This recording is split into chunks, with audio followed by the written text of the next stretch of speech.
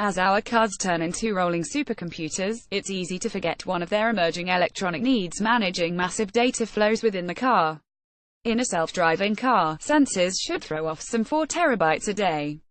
Connectivity is one of the missing elements, says Misha Risling, head of the automotive business at Valens, a fabless semiconductor company in Israel. On one hand, you have the NVIDIAs of this world, the companies that offer processing solutions, and, on the other hand, there are the companies that offer sensors, cameras, even displays.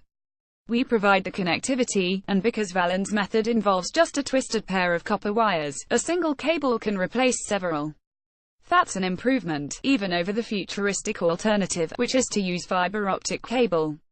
Car makers would rather put off that wrenching change and just extend the age of copper. Valens invented HD Bassett, a single cable that allows transmission of ultra-high-definition video audio, Ethernet, controls, USB and up to 100 watts of power in the 2000s, then promulgated it as a standard together with LG, Samsung and Sony. Today the HD Bassett Alliance numbers around 190 companies.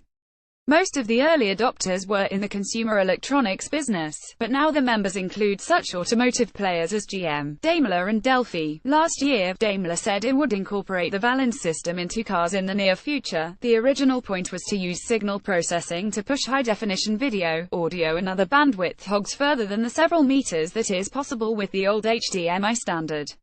HD Bassett stretches out as far as 100 meters.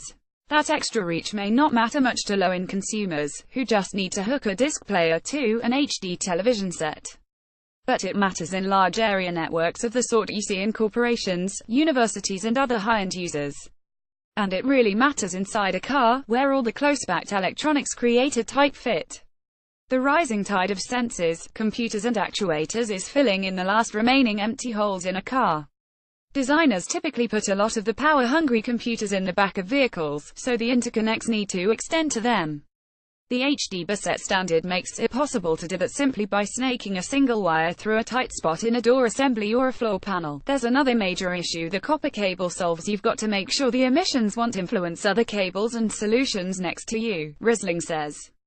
And you need to know how much noise you can tolerate without killing your performance. Other technologies, in a way, gave up, which is why they are using shielded cable, expensive, limited in distance and performance. We use special signal processing instead. That processing monitors electromagnetic interference, if necessary, using antinoise to cancel it out.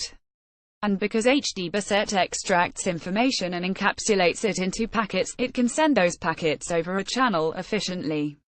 That lets it manage high data rates at frequencies low enough to be rather immune to interference, all with just an unshielded pair of copper wires. True, that savings in the wire is offset by the extra cost of the chipset.